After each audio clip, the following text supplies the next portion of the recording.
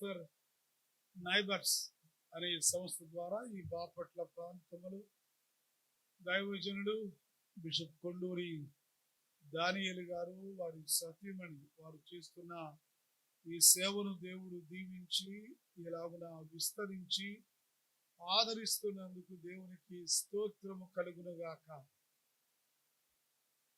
ఈ రాత్రికాల సమయంలో దైవజనుడు యొక్క ఆహ్వానాన్ని అందుకుని చాలా దినాల క్రితం ముందే నేను రావలసినటువంటిది అనుకున్న రీతిగా ఆలస్యమైపోయింది. ఈ రోజైనా రాగలిగే భాగ్యం దేవుడు నాకు ఇచ్చినందుకు దేవునికి వందనాలు చెల్లించుకుంటున్నాను. చాలా పని ఒత్తిడి, ఏలూరు నుండి రావాలి, 3.5 గంటల ప్రయాణం.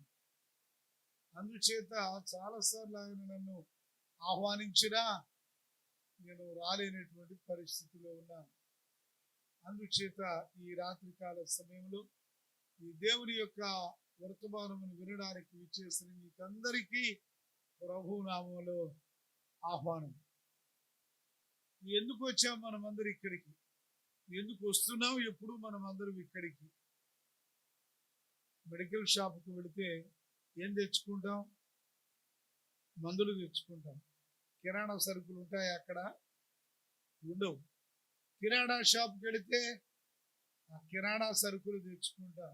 ఎక్కడికి వెళితే దానికి సంబంధించింది తెచ్చుకుంటాం. మరి ఇక్కడికి వచ్చి ఏం తీసుకెడుతున్నారు మీరు? రాత్రిలో కొద్ది నిమిషాలు మనం ధ్యానం చేసుకుందాం. ఇక్కడికి వచ్చిన మనందరినీ ప్రభు అడుగుతున్నాడు ఒక మాట, నేను మీకేమి చేయగోరుతున్నారు అని. నేను మీకు ఏమి చేయగోరుతున్నారు? దేని కొరకు మనం వచ్చాం?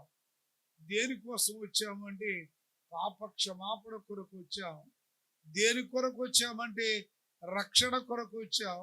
దేని కొరకు వచ్చామంటే ప్రభు యొక్క శరీర రక్తాలలో వారి భాగస్థులు కావడానికి వచ్చాం. ఎందుకు వచ్చామంటే మా అవసరతలు తీర్చుకోవడానికి వచ్చాం. అడగండి మీకు ఇస్తానన్నాడు కదా. లేనివేవో అడిగి పొందుదామని ఆశతో ఇక్కడికి వచ్చాం. మరి ఆశ నెరవేరుతోందా? ఆశ నెరవేర్చుకొని మనం ఇక్కడి నుంచి వెళ్ళగలుగుతున్నామా? రాత్రి కొద్ది నిమిషాలు మన యొక్క ఆత్మీయ జీవితాలలో ఏం జరుగుతుంది మనం ఒక్కసారి ధ్యానం చేద్దాం, తెలుసుకునే ప్రయత్నం మనం చేద్దాం. ఆలయానికి వచ్చే ప్రతి వారు కూడా దేవుని యొక్క కృప కటాక్షముల కొరకు వస్తాం. దీనిలో సందేహమేమీ లేదు. ఎవరిని అడిగినా వారు ప్రతి వారు చెప్పే మాట ఇదే.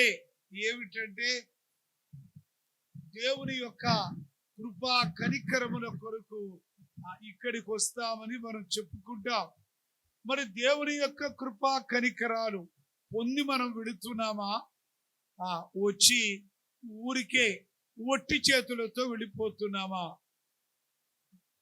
కొందరు వస్తారు, నోరు విప్పరు. ఆరాధన అయిపోయే వరకు నోరు విప్పరు. అయ్యగారు ఆయనకి దమ్ము వచ్చే వరకు పాటలు పాడించినా, పాటలు పాడినా, ఎన్ని పాటలు పాడినా ఈయన నోరే విప్పడు. పోని మరొక ఆమె ఉంటది, అమ్మ చప్పట్లు కొడదామమ్మా అంటాడు అయ్యగారు. కొట్టనే కొట్టదీమే. అందరూ కొట్టినా కొట్టదు. అందరూ కొడితే నేను కొట్టాలా? కొట్టదీమే. పోరి పాడుద్దా? పాడదు. అయ్యా మోకరించండి ప్రార్థన చేసుకుందామంటే మోకరించరు. ఏమయ్యా నువ్వు మోకరించలేదు? అయ్యా నాకు మోకాళ్ళ నొప్పి. పోని నుంచుంటావా? నిలబడలేనండి. రేషన్ షాపు దగ్గర సాయంకాలం దాకా లైన్లో అయినా నుంచుంటారు, కానీ ఆలయంలోనికి వచ్చి నిలబడరు, మోకాళ్ళు వేయరు, పాడరు, మాట్లాడరు, ప్రార్థించరు, వాక్యాన్ని వినరు. చాలా మంది ఈ లక్షణాలు కలిగిన వాడు ఉన్నారు. ఎవరైనా ఆ లక్షణాలు కలిగి ఉంటే ఏలూరు నుంచి బిషప్ గారు వచ్చి మమ్మల్ని తిడతాడా?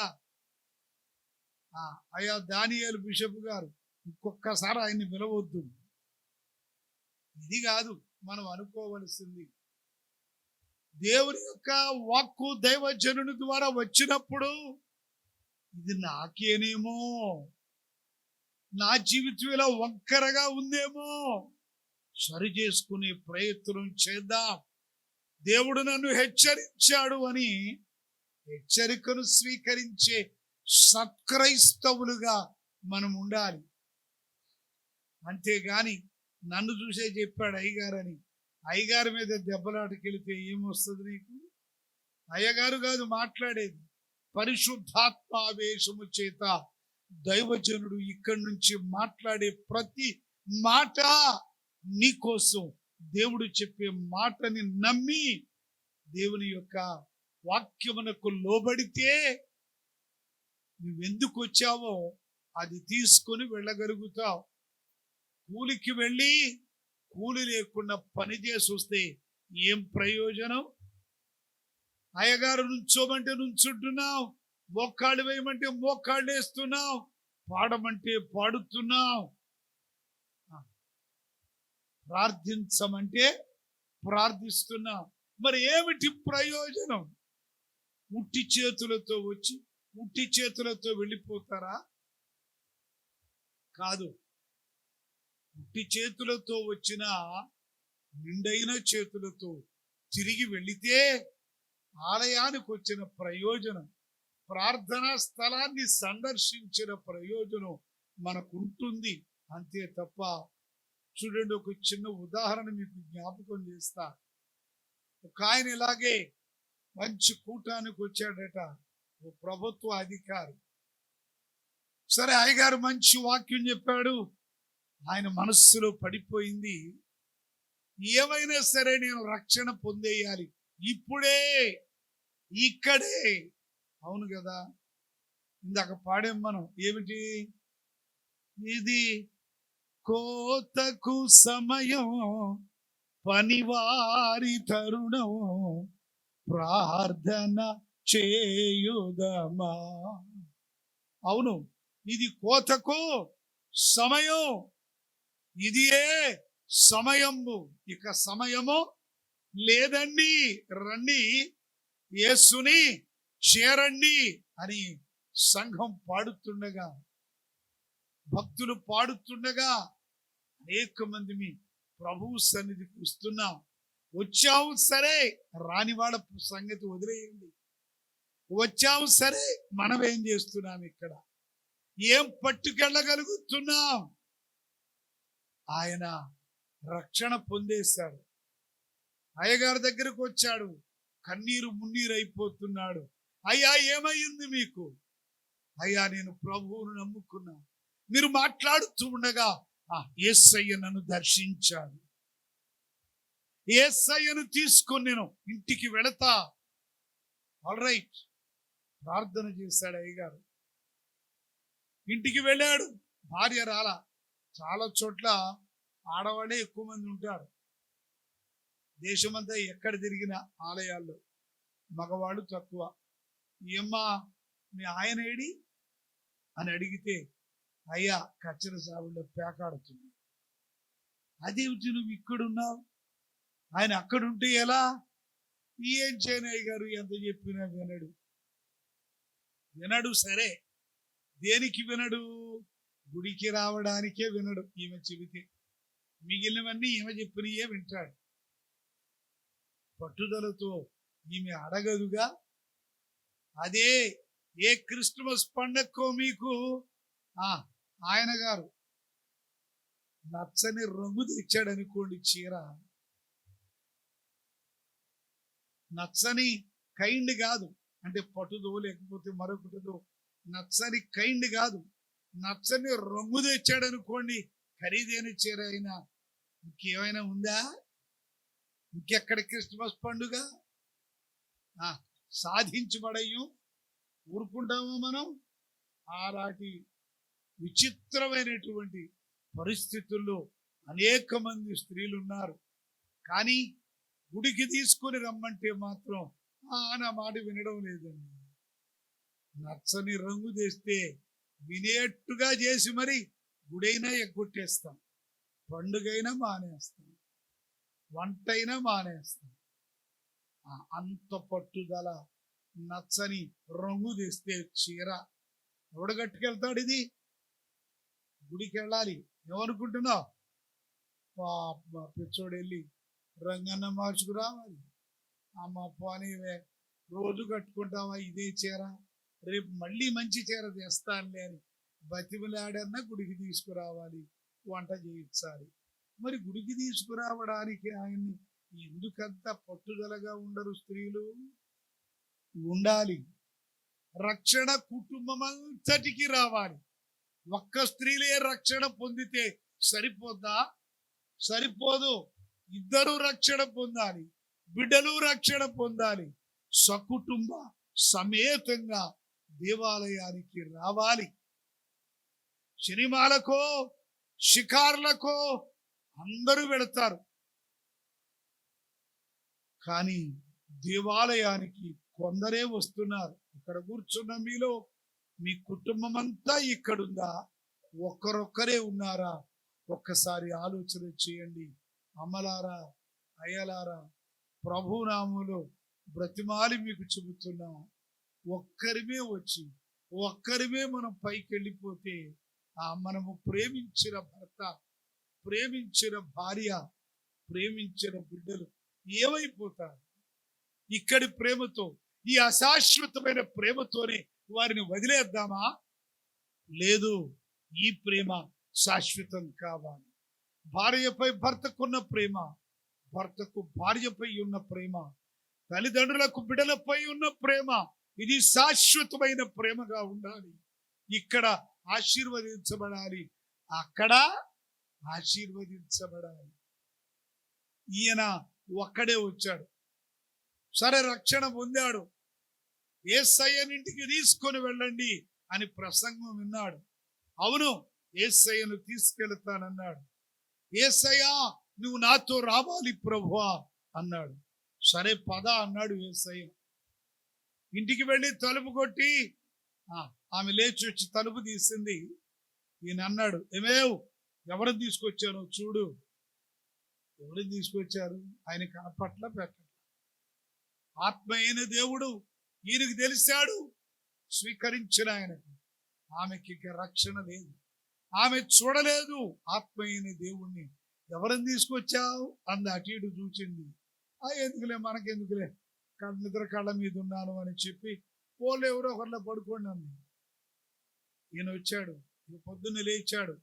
యేసయ్యా ఆఫీస్కి వెళుతున్నా, నాతో కూడా నీవు ఆఫీస్కి రావాలి, నేను నిన్ను విడిచిపెట్టి ఉండలేనన్నాడు. ఆల్ రైట్, వస్తాను పద అన్నాడు. ఈయన స్కూటర్ స్టార్ట్ చేసి యేసయ్య ఎక్కువ అన్నాడు. ఎక్కాను పద అన్నాడు. కొంత దూరం వెళ్ళాక ఈయన రోడ్డు తిన్నగా చూడ వదిలిపెట్టి స్కూటర్ మీద వెళ్ళేటప్పుడు ఎటు చూడాలి? మనం ఎటు చూడాలి? తిన్నగా చూడాలి. కానీ ఈయన అటు ఇటు చూస్తున్నాడు.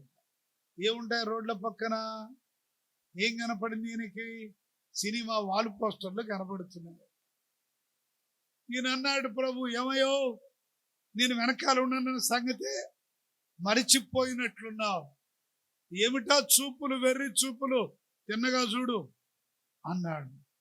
వాము, ఈయనతో కొంచెం ఇబ్బందిగా ఉందే అనుకున్నాడు. సరే కొంత దూరం వెళ్ళాక ఒక స్నేహితుడు ఆపాడట. ఏమిట్రా, ఏం కావాలి నీకు? అయ్యారే, నా వైఫ్ చాలా అనారోగ్యంతో ఉంది, అర్జెంటుగా నాకు కొంచెం డబ్బులు కావాలి, 2000 ఇస్తావా అన్నాడు.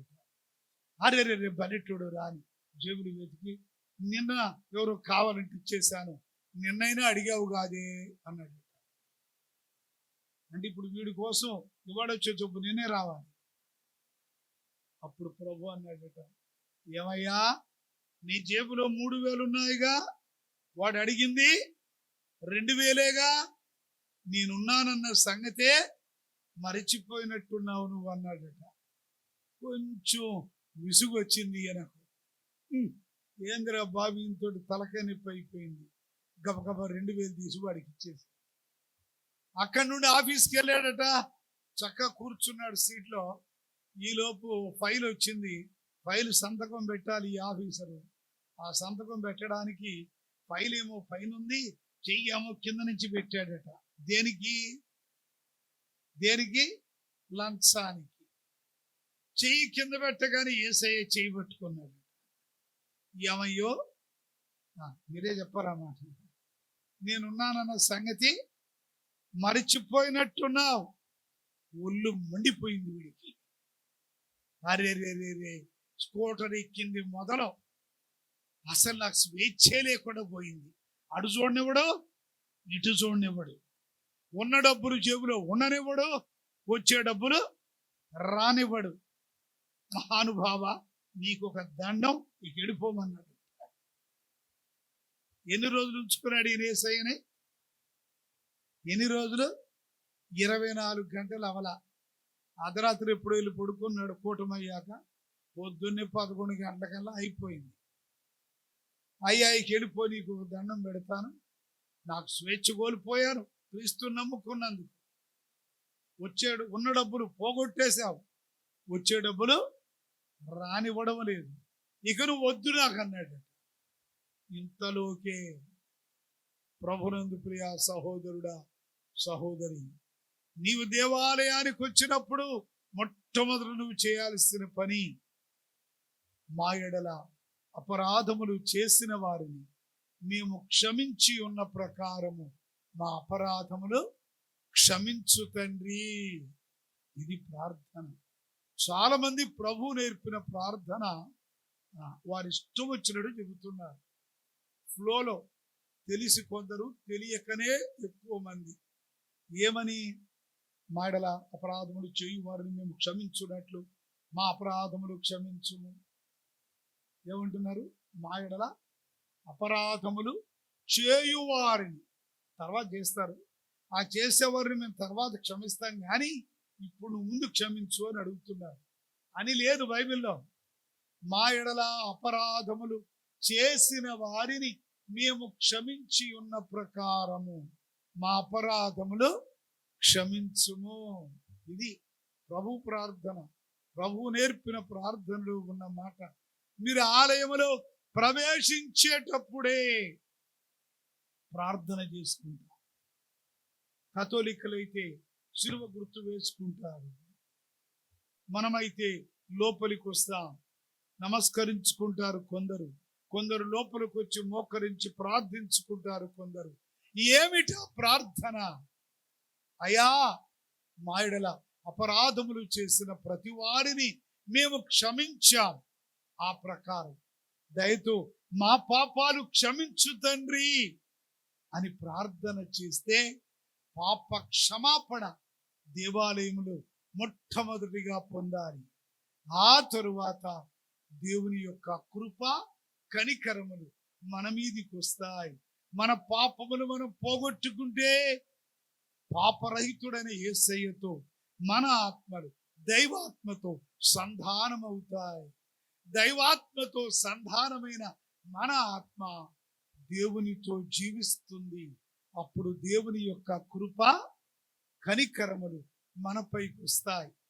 మరి మనం ఏం కోరుతున్నాం? ఇక్కడికి వచ్చి ఎవరివైనా ఇక్కడ కూర్చున్న మీలో మీకేం కావాలి?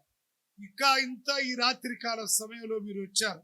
మీ సమయాన్ని పక్కన పెట్టి, మీ నిద్ర వదులుకొని మీరు కష్టపడి ఇక్కడికి వచ్చారు. ఆల్ రైట్, నేను మీకేం చేయగోరుతున్నా, నీకేం కావాలి అని అడిగితే మీరేం సమాధానం ఇస్తారు చెప్పాలి. పురాణాలు అంటే వాస్తవాలు కానివి. పురాణం అంటే అర్థం ఏమిటి? వాస్తవము కానిది, చరిత్ర లేనిది. ఆ పురాణాలలో ఒక కథ చెబుతూ ఉంటారు. నాకు జ్ఞాపకం వచ్చింది. ఏమిటా కదా? ఎవడో ఒకడు తపస్సు చేసి దేవుని యొక్క దర్శనం పొందాడట. సరే, దర్శనం కలిగింది. చాలా కష్టపడ్డాడు, ఉపవాసంతో ప్రార్థన చేశాడు. దేవుడు దర్శనం ఇచ్చాడు. అయ్యా, నీకేం కావాలి కోరుకో అన్నాడు. నేను ఎవడి మీద చెయ్యబెడితే వాడు మటాష్ భస్మం అయిపోవాలి, వాడు చచ్చిపోవాలి. ఈ కోరికండి వీడిది. ఎవడి మేలైన కోరతాం గాని ప్రతివాడి కీడు కోరేటువంటి వీడెక్కడ మనిషో అర్థం కాదు. వాడు ఆ కోరికే కోరాడు, నేను ఎవడి నెత్తి మీద చెయ్యి పెడితే వాడు భస్మమైపోవాలి అని. ఆల్ రైట్, ఇచ్చేస్తాను, వెళ్ళిపో అన్నాడు. పక్కంట వాళ్ళు అనుకుని ఉంటారు, ఒకవేళ వీడు డప్పాలు కొట్టుకుని ఉంటాడు, నేను సాధించేశా అని. ఏమిట్రా నువ్వు సాధించింది? రోజులు నేను ఉపవాసం చేసి దైవ దర్శనం పొందా. ఏమైంది? నీకేం కావాలి అని అడిగాడు. నేను ఎవడి మీద చెయ్యి పెడితే వాడు భస్మమైపోవాలి అన్నాను. ఓరి నాయను, వీడిదేందిరా బాబు ఈ కోరిక అని ఎవడి నెత్తి మీద చెయ్యి పెడతాడు అని ఎవడి దారిని వాడు పోయాడు. ఎవడు దగ్గరికి రావట్లా. సరే, ఆయన అన్నాడట, అయ్యా ఇది నీకు సిద్ధించాలంటే చక్కగా తలార స్నానం చేసి ఇక మొదలు పెట్టు నీ దీక్ష అన్నాడట. వీడు చక్కగా నదిలోకి వెళ్ళి తల స్నానం చేయబోయాడు. తలస్నానం చేస్తే మన చేతులు ఎక్కడ ఉంటాయి చెప్పండి? చేతులు వెనక్కి పెట్టుకుని తలస్నానం చేయగలనా? చేయలేదుగా. చేతులు కట్టుకుని ఏమైనా చేయగలనా? లేదుగా. నెత్తి మీద చేతులు ఎడితేనే మీరు షాంపూ పెట్టుకున్నా, కుక్కుడుగాలు పెట్టుకున్నా, శికాకాయ పెట్టుకున్నా, ఏం పెట్టుకున్నా తలస్నానం చేయాలంటే ఆ నెత్తి మీద చేతులు పెట్టుకోవాలి. ఈ సావునూరు ఏం చేశాడు? 2 చేతులు నెత్తి మీద పెట్టుకున్నాడు. ఇప్పుడు వీడి చేతులు నెత్తి మీద పెడితే ఏమైపోవాలి? భస్మం అయిపోవాలిగా. ఇప్పుడు ఎవడైపోయాడు భస్మం? ఎవడు తీసుకున్న గోతిలో వాడే పడతాడు. ఇప్పుడు మనం వచ్చాము ఇక్కడికి, నవ్వుతున్నాం. ఇప్పుడు ఇదేదో కథ చెబితే నవ్వుగా ఉంది మీకు. ఇప్పుడు మీ సంగతి చెప్పాలా? మీరెందుకు వచ్చారు ఇక్కడికి? నేను ఎందుకు వచ్చాను ఇంత దూరం నుండి? బిషప్ గారు ఆహ్వానించాడు, వాక్యం చెబుదాం ఒక సంఘంలో అని నేను వచ్చా. మీరేం కోరికతో వచ్చారు? ఏదో కోరికతో వచ్చారు. కోరిక తీరని కోరికలతో మనం ఇక్కడికి వస్తాం. పెళ్లిగానుడు ఒకడు, పెళ్ళైతే బిడ్డ లేనుడు ఒకడు, బిడ్డలు వస్తే వాడు ప్రయోజకులు కానివాడు ఒకడు, అంటే వాళ్ళకు ఉద్యోగాలు సద్యోగాలు లేక, ఇలా అనేక రకాలైన ఇబ్బందులు, కష్టాలు, ఇవన్నీ పక్కన పెడితే అనవసరమైన కోరికలతో కూడా కష్టాలు పడేవాళ్ళు బోలెడు మంది ఉన్నారు. ఎవరో చెప్పనా? ఆశ్చర్యపడతారు. కోరికలు గుర్రాలైతే అన్నారు. అందుకే నాలాగా నల్లగున్నవాడు తెల్లగా అయిపోవాలని కోరికడికి. ఏం చేస్తాడు వీడు? టీవీలో అనౌన్స్మెంట్ వచ్చిన, రేడియోలో అడ్వర్టైజ్మెంట్ వచ్చిన, యూట్యూబ్లో వచ్చిన, ఎక్కడొచ్చినా ఏ మందు దొరికితే ఆ మందు. ఇప్పుడు అర్జెంటుగా ఏమైపోవాలి? వీడు నల్లటివాడు ఏమైపోవాలి? చల్లగా అయిపోవాలి. పోనీ ఈ అందరు పక్కన పెడదాం. ఇప్పుడు జుట్టు తెల్లగా అయిపోయినోడు ఉన్నారు. ఇప్పుడు ఆళ్ళ జుట్లు ఏమవ్వాలా? ఏమవ్వాలి? మా తమ్ముడు గారి పిల్లలు సరదాగా అనేవాళ్ళు, ఇప్పుడు మానేశారు, చాలా కాలం క్రితం అనేవాళ్ళు, పెదనాన్న నువ్వు పెయింట్ ఎందుకు వేసుకోవు గడ్డానికి? నీ తల నల్లగానే ఉంది, గడ్డ మీద తెల్లబడిపోయింది, పెయింట్ వేసుకోవచ్చుగా అనేవాడు. ఎందుకురా అన్న. ఎందుకంటే మా డాడీ వేసుకుంటున్నారు. వాడికి ఏంటో తెలియదు పాపం, చిన్నపిల్లడు వాడు. వాడికి ఏంటో తెలియదు, ఎందుకు వేసుకోవాలో తెలియదు, వేసుకుంటే ఏమిటో తెలియదు. ఎవరిని వేసుకునేవాడిని ఏమో అంటలేదు సుమా. ప్రసంగం అయ్యాక దెబ్బలాటకు రాకండి. ఊరికే ఉదాహరణకు చెప్తున్నా, మన కోరికలు ఎలా ఉంటాయో చెబుతున్నా. తెల్లగైపోతే ఏమవుద్ది? అమ్మో ఇంకేమన్నా ఉందా? ఒక ఆవిడని సరదాగా అడిగా. ఆవిడికి నెత్తి మీద రంగు వేసుకుంటుంటే కళ్ళకు జబ్బు చేసిందట. అయ్యా కళ్ళ కోసం ప్రార్థన చేయమని వచ్చింది. ఏమైందమ్మా నీకన్నా? రంగు వేసుకున్నాను, ఆ రంగు సైడ్ ఎఫెక్ట్ కళ్ళ కుట్టిందంట. ఇప్పుడు రంగు వేసుకు సావకపోతే ఏమైంది నీకు అన్న. ఏమందో తెలుసా? అమ్మో ఇంకా మా పిల్లలు పెళ్ళిళ్ళే కాలేదు అయ్యారు, పెళ్ళిళ్ళు అయ్యేదాకా కుర్రోళ్ళ కనపడవద్దు అంటుంది. చూసారా? మన కోరికలు ఎలా ఉన్నాయో, రకరకాలైన కోరికలు.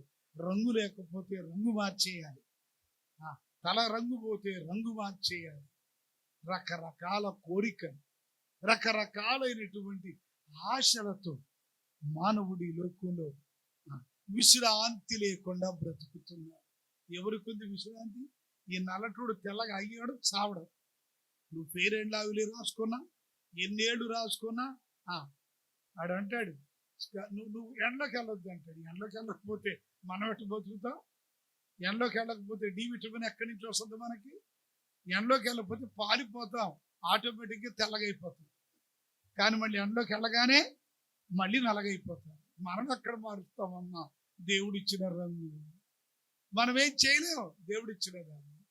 కానీ మన ఆశ, మన కోరిక సావక నిరంతరం ప్రయత్నిస్తూనే ఉంటాం. అందుకే ప్రభు అన్నాడు, ప్రయాసపడి భారము మోసుకొనిచున్న సమస్తమైన వారలారా మీరు నా యొద్దకు రండి. ఏమిస్తాడట ఆయన? ఏమిస్తాడు? విశ్రాంతిని ఇస్తాడు. అదేంటి? అదెవడికి కావాలి ఇప్పుడు? నాకు ఆస్తి లేదు, ఆస్తి ఇస్తావా? ఎలక్షన్లో పోటీ చేస్తున్నా, ఎలక్షన్లో గెలిపిస్తావా? బిడ్డలు లేరు, బిడ్డలు ఇస్తావా? వాళ్ళకి ఉద్యోగాలు లేవు, ఉద్యోగాలు ఇస్తావా? పెళ్లిళ్ళు అవట్లా పెళ్లి చేస్తావా? పరీక్షలు రాస్తున్నా పాస్ చేస్తావా? ఈ మన కోరికలు. కానీ ఆ కోరికలు తీరక మానవుడు అవిశ్రాంతంగా ఉండిపోయాడు. అందుకని ప్రభు అంటాడు, విశ్రాంతి లేని వారలారా. ఏదో ఒకటి లేక మానవుడు అవిశ్రాంతంగా బ్రతుకుతున్నాడు. తృప్తి లేదు, ఎన్నొచ్చినా తృప్తి లేదు, ఎంతొచ్చినా తృప్తి లేదు. తృప్తి లేని మానవుడు అవిశ్రాంతంగా బ్రతుకుతున్నాడు. అందుచేత మీకు తృప్తి కావాలండి, విశ్రాంతి కావాలంటే నన్ను నమ్మండి, నా దగ్గరకు రండి. ఏమి తిందుమో, ఏమి త్రాగుదుమో, ఏమి ధరించుకుందుమో అని మీరు చింతింపకుడి. మొదట మీరు నా నీతిని, నా రాజ్యాన్ని వెదకండి. అంతేగాని మీ ఇష్టం వచ్చినట్లుగా మీరు తృప్తి లేని జీవితాలతో మీరు తిరుగుతూ ఉన్నట్లయితే మీరు విశ్రాంతి లేని వారు అయిపోతారు. కాబట్టి విశ్రాంతినిస్తా. ఈ విశ్రాంతి ఎవరి దగ్గర దొరుకుతుంది చెప్పాలి? ఇప్పుడు మీరు డబ్బు లేకపోతే కొన్ని వడ్డీలు ఇచ్చేవాడి దగ్గరికి వెళతాం, ఆరోగ్యం బాగపోతే హాస్పిటల్కి వెళతాం, ఉద్యోగం లేకపోతే ఉద్యోగ పరీక్షలు రాస్తాం, ఏదో తిప్పలు పడతాం. విశ్రాంతినిచ్చే వాళ్ళు ఎవరు చెప్పాలి? ఎవరైనా ఉన్నారా? మీకు ఎవరైనా తెలుస్తుంటే నాకు చెప్పాలా? గెస్ట్ హౌస్, రెస్ట్ హౌస్ అని పేర్లు ఉంటాయి, ఏమీ లేదు అక్కడ. ఈ లోకంలో విశ్రాంతినిచ్చేవాడు ఒక్కడే, ఆయనే యేసయ్య. దేవునికి స్తోత్రము కలుగునుగాక. యేసయ్య విశ్రాంతినిచ్చేవాడు. కానీ మన కోరికలు ఎలా ఉన్నాయి? విశ్రాంతిని కోరుకుంటున్నామా? ఇక్కడ కూర్చున్న మీలో ఈ రాత్రి మీరంతా వచ్చారు, మీకేం కావాలి అని ప్రభు అడిగితే విశ్రాంతి కావాలని అడిగేవాడు ఒక్కరైనా ఉన్నారా? పైకేం చెప్పక్కర్లా, ఇప్పుడు చేతులు ఎత్తమంటే బొడు మంది ఎత్తేస్తాం. ఎందుకంటే అయ్యగారు ఏమన్నా అనుకుంటాడేమో, మనకెందుకు వచ్చింది అని చేతులు ఎత్తేసేవాడు బోలెడు మంది ఉంటారు. చేతులు ఎత్తక్కర్లా. మీ హృదయాలని రాత్రికాల సమయంలో సహోదరుడా, సహోదరి, నిన్ను నీవే పరిశీలన చేసుకో. ఎవరు నిన్ను వెక్కిరించక్కర్లా, ఎవరు నిన్ను పరీక్షించక్కర్లా, ఎవరు నిన్ను విమర్శించక్కర్లా. నిన్ను నీవే విమర్శించుకో. ఈ రాత్రిలో నేను ఇక్కడికి వచ్చా, ఏ కోరికతో నేను ఇక్కడికి వచ్చా? విశ్రాంతి కొరకు వచ్చానా? పిచ్చి పిచ్చి కోరికలతో నేను వచ్చానా? ఆ కోరికలు తీరక విశ్రాంతి లేని వారిగా నేను జీవిస్తే యేసయ్య విశ్రాంతినిస్తాడట. ఇదిగో బిషప్ గారు చెబుతున్నాడు, యేసయ్య విశ్రాంతినిస్తాడట. అవును, మీరు రండి, నేను మీకు విశ్రాంతినిస్తానంటున్నాడు ప్రభు.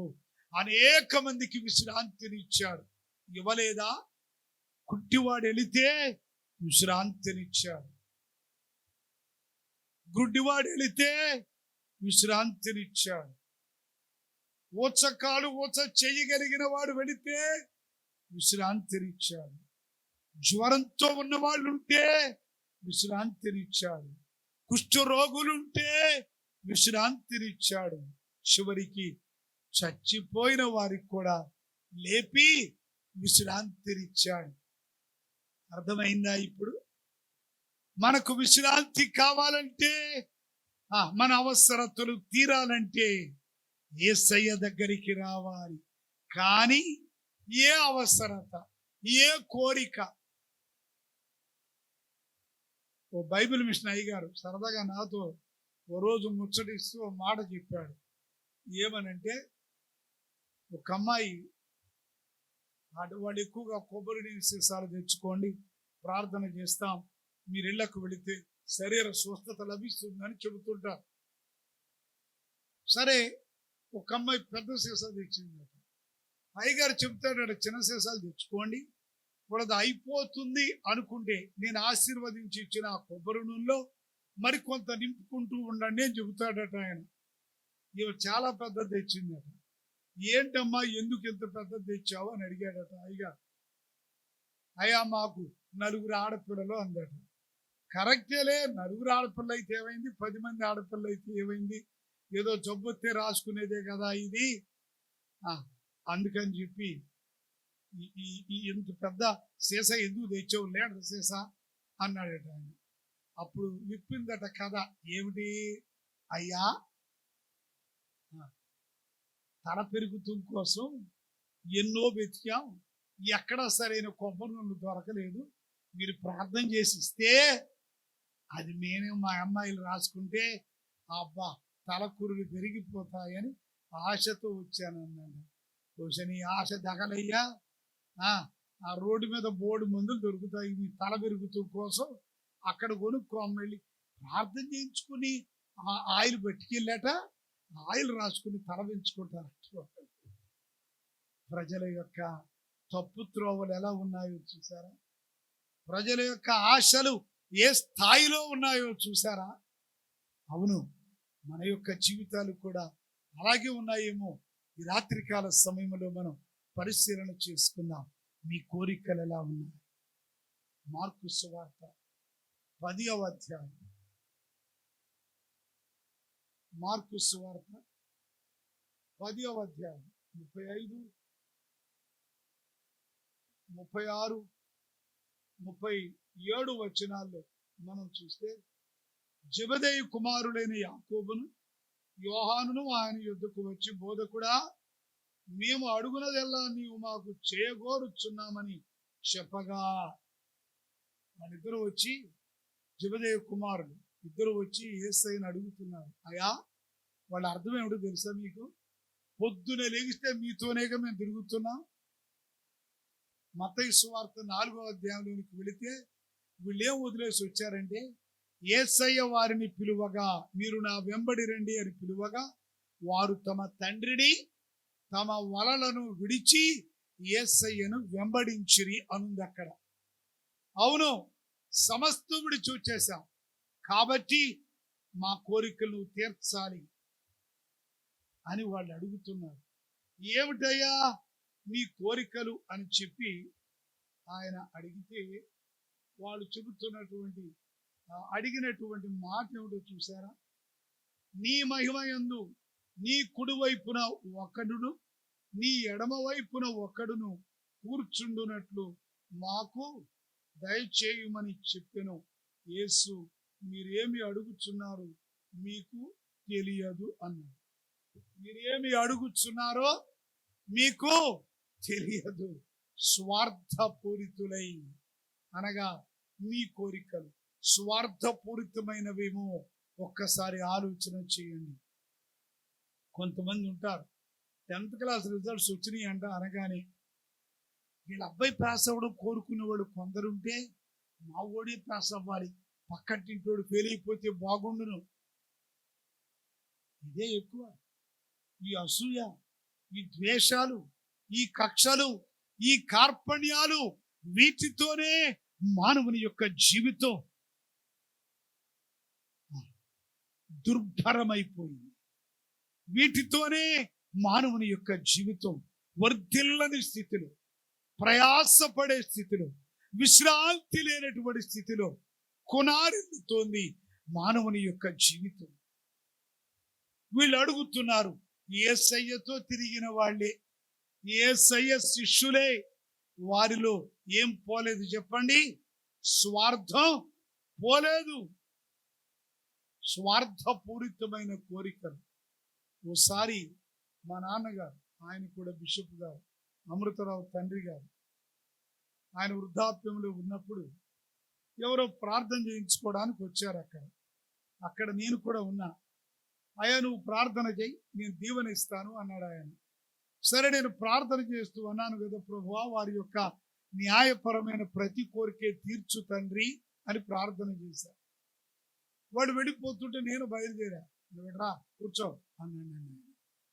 ఏమిటి, నువ్వేం ప్రార్థన చేసావు మళ్ళీ చెప్పు ఒకసారి నాకు అన్నాడు. అయ్యా వారి న్యాయపరమైన కోరికలు ఏంటి, వాళ్ళ అవసరతలో కోరికలు అనొచ్చుగా అన్నాడు ఆయన. లేదు నాన్నగారు, ఈ దినాల్లో ప్రజల యొక్క కోరికలు అనంతమైపోయాయి, అర్థము లేని కోరికలైపోయాయి, గుర్రాలైన కోరికలైపోయాయి. గుర్రం ఎక్కిన వాడు పడతాడు సస్తాడో తెలియదు. వీళ్ళ కోరికలతో ఇలా అయిపోతున్నారు. అందుకే ఆ మాట నేను మార్చుకున్నాను. అయ్యా మీరు న్యాయపరమైన కోరికలు తీర్చు తండ్రి అని. ఇక్కడ చూసారా, జెబెదయి కుమారులు అన్యాయమైన కోరిక అడుగుతున్నారు, స్వార్థపరమైన కోరిక అడుగుతున్నారు. అందుకే ప్రభు అన్నాడు, మీరు ఏమడుగుతున్నారో మీకు తెలియదు. ప్రభు అన్నాడు కదా, అడుగుడి మీకు ఇయ్యబడును అని. అందుకే అడిగేశారేమో వీళ్ళు. కానీ ప్రభు అంటున్నాడు, మీరేం అడుగుతున్నారో మీకు తెలియదు. స్వార్థపూరితమైన కోరికతో మీరున్నారు. ఆ కోరికే న్యాయపరమైన కోరికే కాదు. మరో చోటైతే వారి తల్లి అడిగినట్లుగా ఆ మాట మనం చూస్తాం. అమ్మా అది నా చేతిలో లేదు అంటాడు ఆయన చాలా మర్యాదగా. ప్రభునందు ప్రియ దేవుని బిడ్డలారా, మన కోరికలు ఎలా ఉన్నాయి? ఆ క్రిందకి వెళితే యెరికో నుండి ఆయన తన శిష్యులతోను బహుజన సమూహముతోను 46వ వచనము నుండి మనం చూస్తే, యెరికో దాటి వెళ్ళిపోతూ ఉండగా ఆ గుడ్డి భిక్షకుడు బర్తిమయి అంటే అది పేరు కాదు, తీమయి కుమారుడు అని అర్థం. అంతే. సహజంగా చూడండి, మన ఆ దైనందిన జీవితంలో కరణం గారు అబ్బాయి ఉంటే, కరణం గారు ఇంతవారు పేరు పెట్టినా ఆ పేరుతో పిలవ మనం కరణం గారు అబ్బాయి అంటాం, మేషర్ అబ్బాయి అయితే మేషర్ అబ్బాయి అంటాం. ఇది అలవాటు. యెరూషలేము ఆ ప్రాంతంలో కౌన్సిలర్ లాంటి వాడు ప్రసిద్ధుడు తీమయి. అందుచేత తీమయి కుమారుడు అని చెప్పబడింది అక్కడ. బర్ ప్లస్ తీమయి కుమారుడు. ఈ బర్తిమయి అనే గుడి భిక్షకుడు ఆ ప్రక్కన పడున్నాడు. ఆ వెళ్ళిపోతూ ఉండగా వాడు అడుగుతాడు, ఏమిటి సందడి అని కదా. వేలాది మంది ప్రజలు వెళుతున్నారు. గురుడివాడు ఏం జరుగుతుందో తెలియదు, చెవులతో వింటున్నాడు. చెవిటివాడు కాదు, వింటున్నాడు కానీ ఏమి చూడలేకపోతున్నాడు. అయ్యా ఏమిటిది అని అడిగాడు. నజరేయుడైన యేసు వెళుతున్నాడు అని చెప్పారు. కానీ గురుడివాడికి అర్థమైపోయింది. అంటే భౌతికమైన కన్నులు లేకపోయినా ఆత్మీయమైన కన్నులు వాడికి ఉన్నాయి. వాడు అంటాడు, దావీదు కుమారుడా యేసు నన్ను కరుణించుము అంటాడు. విన్నదేమిటి? నజరేయుడైన యేసు అని వాడు ఫిజికల్ అడ్రస్ చెప్పారు. శరీర సంబంధమైన చిరునామాతో ఆయన యొక్క శక్తిని ఉదహరించారు.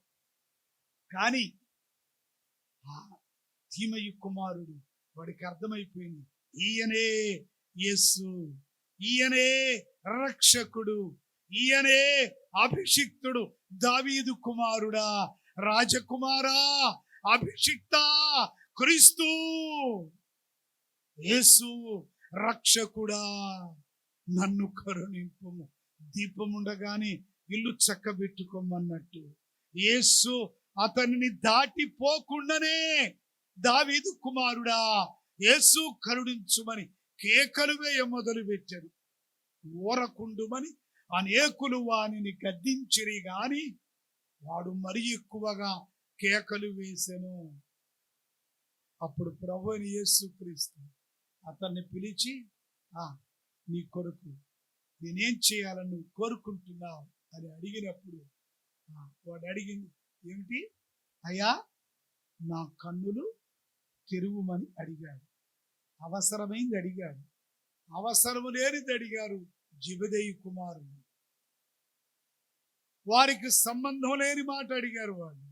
అయ్యా, నీవు మహిమయుంది అంటే నీ పరలోకములు, నీ లోకములో నీ సీటు ప్రక్కన ఆ కుడి చేతి వైపున ఒకడు, ఎడమ చేతి వైపున ఒకడు మేము కూర్చుండేటట్లుగా మాకు వరమిమ్మని అడుగుతున్నారు. అది ఆ దేవుడు మెచ్చే కోరిక కాదు, అది న్యాయపరమైన కోరిక కాదు, స్వార్థపూరితమైన కోరిక. 12 మంది శిష్యులు ఉన్నారుగా అక్కడ, వీళ్ళిద్దరే కూర్చోవాలట, మిగతా వాళ్ళకి స్థానం లేదు. అదే ఇందాక చెప్పాను, మా అబ్బాయి వాసవాలి కానీ పక్కంటోడు వాసవకూడదు. ఇలాంటి కోరికలతో మీరు దేవుని సన్నిధికి వస్తే అడుగుడి అన్నాడు కదా, ఇస్తాను అన్నాడుగా, ఇవ్వలేదే. కొంతమంది అంటున్నారు, ఏమ్మా బాగున్నారా అని ఎవరైనా కొన్నిసార్లు పలకరించినప్పుడు, ఏం బాగయ్యా, ఎన్నాళ్ళ నుంచి ప్రార్థన చేస్తున్నాం, అది నెరవేరడం లేదు. ఎలా నెరవేరుతుంది? జెబెదయి కుమారుడు సరే అయ్యగారు యేసయ్య నోరు ముయించాడు, మీరేం మాట్లాడుతున్నాడో మీకు తెలుస్తుందా, ఇక నోరు ముయ్యండి అన్నట్లు. అలా కాకుండా యేసయ్య సిలువలో అప్పగించబడే వరకు ఈ మాటే మాట్లాడుతూ ఉన్నారు అనుకోండి, ఏముంటది ప్రయోజనం? ఏముండదు. వారి కోరికే నెరవేర్చబడదు. ఎన్నేళ్ళు ప్రార్థన చేసినా, ఎన్నాళ్ళు ఆయనతో తిరిగినా, ఆయన కుడి వైపున ఎడమ వైపున కూర్చుండే అవకాశం వాళ్ళకి ఉండదు. అది న్యాయపరమైన కోరికే, దేవుని చిత్తానుసారమైన కోరికే కాదు. కాబట్టి గుడ్డివాడు తన గుడ్డితనాన్ని పోగొట్టుకోవడానికి అడుగుతున్నాడు. లోకమెరుగని వాడు లోకాన్ని చూడడానికి అడుగుతున్నాడు. చీకటిలో ఉన్నవాడు వెలుగును చూడడానికి అడుగుతున్నాడు. అందుకే న్యాయపరమైన భర్తిమయి కోరికే అంగీకరించబడింది. వెంటనే ఆయన నీ విశ్వాసము నిన్ను స్వస్థపరచింది. కళ్ళు తెరవమంటే ఆయన కళ్ళు తెరిచి, తర్వాత చివరిలో ఉన్న మాట ఏమిటంటే, వాడు చూపు పొంది ఆయన వెంట వెళ్ళాను అన్నది. ఎంత అద్భుతం! అవునుగా, వాడికి చూపించింది ఎవరు? ఆయనేగా. ఇంటికి పరిగెడదాం, చుట్టాలకు పరిగెడదాం, స్నేహితుల దగ్గరికి పరిగెడదాం. ఓహో, నా కళ్ళు లోకమంతా రంగులన్నీ చూస్తున్నాయి, ఏదో ఒక రంగుతో పరిగెడదాం అనుకోలేదు. భర్తిమయ్యకి తన జీవితంలో చీకటిని పోగొట్టి వెలుగు రేఖలు ఎవరు చూపించారు? జీవము లేనటువంటి ఆ బిడ్డకు జీవాన్ని ఎవరిచ్చారు? చూడండి, ఏ అవయవం లేకపోయినా పిలిచేదానికంటే కళ్ళు లేని వాడిని కబోది అని. ఎందుకంటే కాళ్ళు లేనివాడు పని చేసుకోగలడు, చేతులు లేనివాడు పని చేసుకోగలడు, కుంటివాడు పని చేసుకుంటాడు, చెవిటివాడు పని చేసుకుంటాడు, ఏ అనారోగ్యం ఉన్నా పని చేసుకుంటాడు. కళ్ళు లేనివాడు ఎక్కడికి వెళ్తాడు? వాడికి లోకమే తెలియదు, లోకం కనబడదు, వాడికి దారే తెలియదు నడవడానికి. అందుచేత అతను కోరిన న్యాయపరమైన కోరికను దేవుడు తీర్చాడు. అన్యాయమైన స్వార్థపూరితమైన జెబెదయి కుమారుల కోరికే తీర్చబడలేదు. ప్రభునందు ప్రియ సహోదరుడా, సహోదరి, ఈ రాత్రికాల సమయంలో నీ కోరిక జెబెదయి కుమారుల కోరికల వలె ఉన్నవా? లేదా భర్తిమయి కోరిక వలె ఉన్నదా? భర్తిమయి కోరిక వలె ఉంటే ఈ రాత్రే, ఇప్పుడే, ఇక్కడే నీ కోరిక దేవుడు తీర్చడానికి సిద్ధంగా ఉన్నాడు.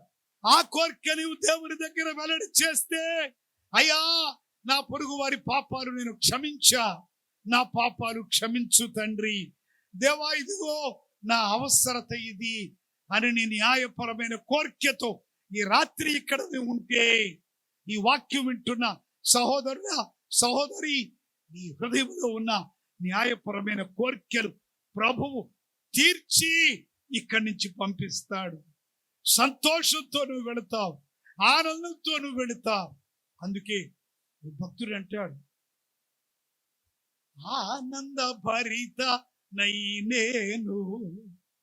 నాకు 65 సంవత్సరాలు, నాకు ఊహ తెలిసినప్పటి నుంచి పాట పాడుతున్నా. ఎవరు రాశారు? మహానుభావుడు, తెలియదు కానీ భక్తుడు, ఆయన పేరు తెలియదు కానీ ఎంత అద్భుతమైన పాట. నిజమే, ఆనంద భరితనై నేను ఆయన నీడను కూర్చుంటాను. అప్పుడేమవుతుంది? వాడబారను ఏనాటికి అతడు నీటి కాలువల యోరను నాటబడినది, ఆకువాడక తన కాలమందు ఫలమిచ్చు చెట్టు వలె ఉండును. ఎవరు? యెహోవా ధర్మశాస్త్రమునందు ఆనందించుచు దివారాత్రము దానిని ధ్యానించువారు ధన్యులు. మనం కూడా దేవుని యొక్క సన్నిధిలో పాపాలు క్షమించబడి, మన కోరికలు తీర్చబడి, సంతోషంతో ఇంటికి మనం బయలుదేరితే అప్పుడు పాడుకోవాలి ఈ పాట.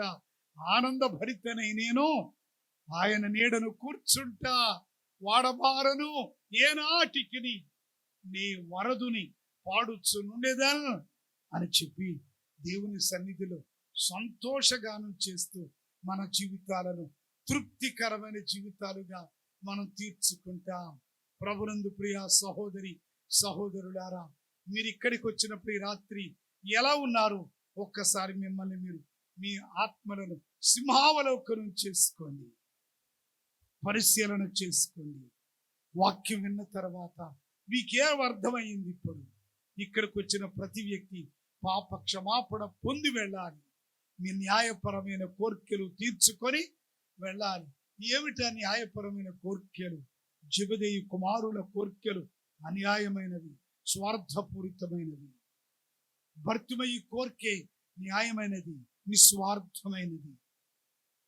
దేవుని సన్నిధిలో నిస్వార్థమైన కోరికలు మనం కలిగి ఉంటే ఆ కోరికలు దేవుడు తీరుస్తాడు. కోరికలు తీరిపోతే విశ్రాంతిగా మనకు. కొందరు అంటుంటారు, అయ్యా ఇక దేవుడు నన్ను పిలిచినా పర్వాలేదు.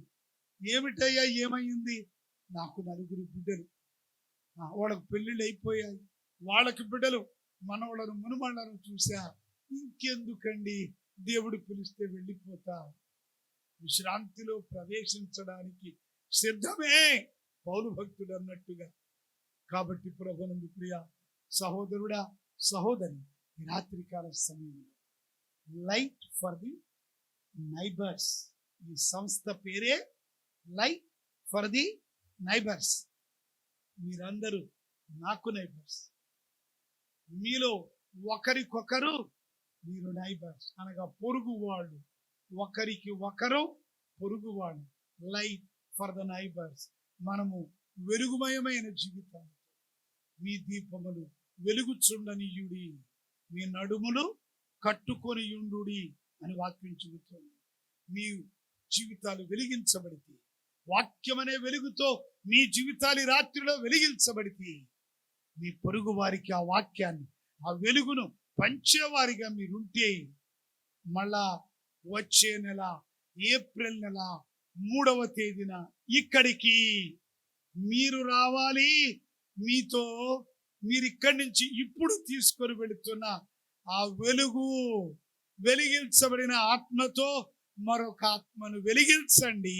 మీతో మరొక్కరినైనా ప్రతి ఒక్కరు ఒక్కొక్కరిని ఇక్కడికి తీసుకొని రండి ఏప్రిల్ 3వ తేదీన. అప్పుడు మన జీవితాలు ధన్యం. దేవుడు మెచ్చి కోరిక కలిగి ఉంటే మనము దేవుడు మన కోరికలు తీరుస్తాడు. మనం వెతికినప్పుడు దొరుకుతాడు.